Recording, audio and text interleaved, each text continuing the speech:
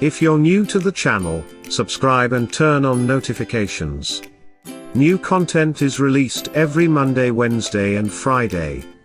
Now let's begin today's countdown. Some things you can't, or don't want to, buy second-hand, things like underwear, food, and bedding.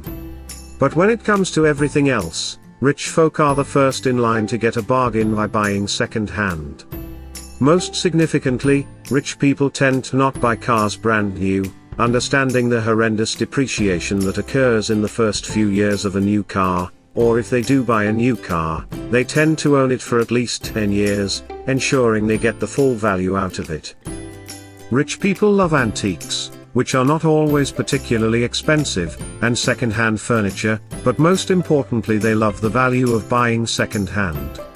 Every penny that is saved by buying and recovering a second-hand sofa versus a brand new sofa can then be invested or saved for a purchase that helps secure your financial future. Fundamentally, rich people pay cash for their homes or have at least a 15% deposit. And rich people tend to buy properties no more than 2.5 times their annual after-tax income. Rich people also tend to buy older pre-war homes, and it is very rare for the affluent to buy a brand new home or have a home built. This probably stems from the psychology of the rich, in which a high value is placed on quality, which was undoubtedly higher in the past, and not wanting to carry the initial depreciation of new goods, see item 10. It is not the truly affluent people buying McMansions and multi-million-dollar show homes. Those properties are for people with massive mortgages, massive egos, and massive financial problems. And of course, the few amongst us who have won the lottery, poor them. Most lottery winners waste it all and end up back where they were, but far more miserable for the loss. False economy, the idea that buying cheap is always best. It is better to buy one pair of shoes for $100 that lasts 5 years, than 5 pairs of shoes that cost $20 but last 1 year each and require 5 trips to the store. But try telling that to most people. Buy it for life is a trend for some, but a lifestyle for the rich.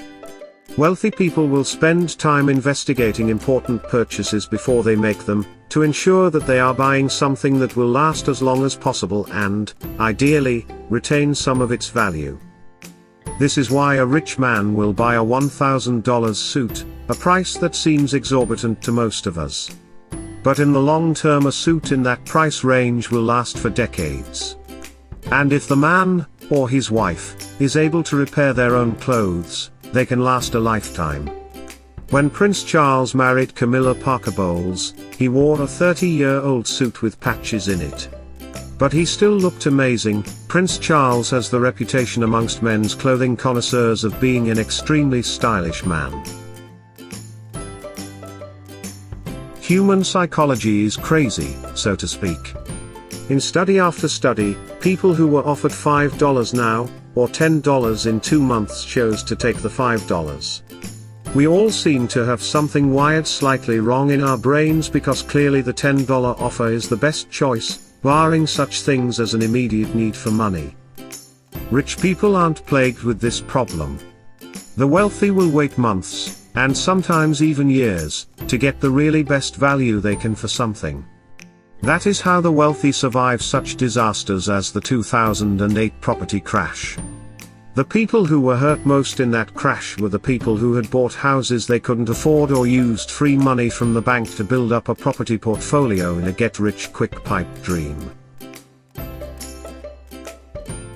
You can't get rich quick.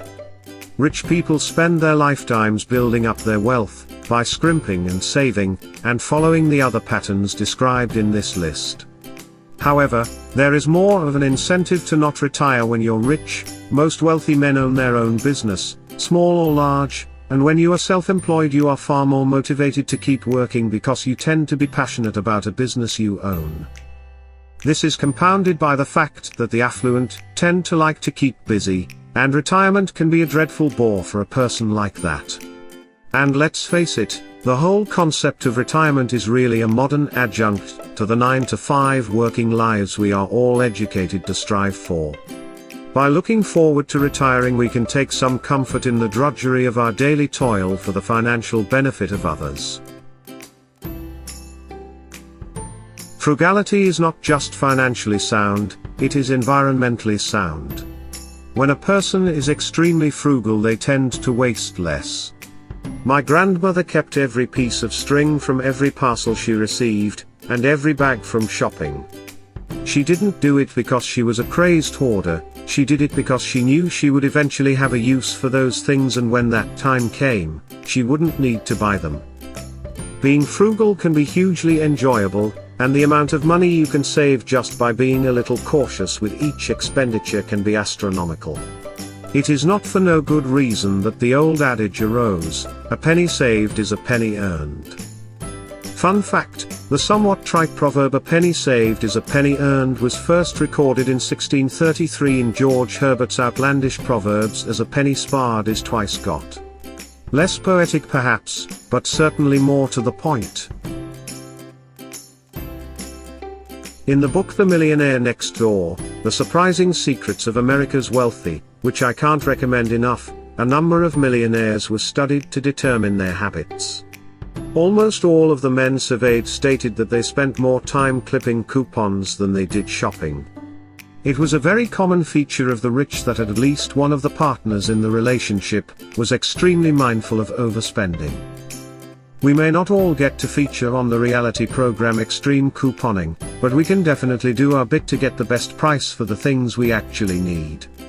Note how I said, actually need. A key difference between the rich and the stars of the reality TV show is that the rich use coupons for things they typically need or buy for their family, while the extreme couponers are chasing savings whether they need a thing or not, which, in case it isn't obvious, is not saving at all. Couponing is a great habit of the rich, extreme couponing, the mentally unstable. All rich people keep a budget. And all rich people stick to it. Keeping a budget is essential, particularly these days as prices seem to be rising faster than the central bankers can print new money to enrich themselves and their friends. The most important part of a budget is honesty. You must be honest with yourself up front and make sure you factor in every dime and dollar you spend. Rich people will pore over their budget for hours, much like the old nursery rhyme king counting all his money in his counting house. This is necessary to ensure that diversions from the budget are accounted for. You could almost say that there is a correlation between how much time you spend on your budget and how wealthy you will get. Once the rich become dollar rich, they also do something that most of us, including the new rich, don't do. They invest a portion of their money in tangible goods that enrich their lives in more than just monetary ways. They will buy art, because they love the painting; they will buy fine wine, because they love to drink it; they will buy bullion, and they will buy antiques. Obviously there is a financial benefit to owning those things as they will often increase in value over time, but they have one other characteristic that is perhaps the most important: they are hard to sell. When you have $1,000 in cash sitting in front of you, it is very easy to spend it on a whim. Not so when your $1,000 is tied up in a bottle of Chateauneuf du Pape. The need to sell your goods to free up the cash gives you the time needed to make a more reasoned decision on whether you really want the $1,000 trinket you are lusting for. Far and away the most significant aspect of the lives of the truly wealthy is that no one can tell they are rich. They are the regular folk living next door, driving an old car, and working as many hours as you are. On the other hand, the guy up the road with the luxury lifestyle that everyone wants to emulate is probably cash poor and miserable. And don't forget, while you are busy trying to keep up with the Joneses are busy trying to keep up with the Smiths. Break the cycle today. Start focusing on the best parts of your life, the parts of your life that make living worthwhile. But most importantly, follow your passion.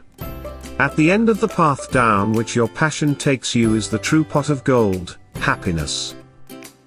Do you agree with our picks? Check out some of our other videos and be sure to subscribe and ring the bell to be notified about our latest videos.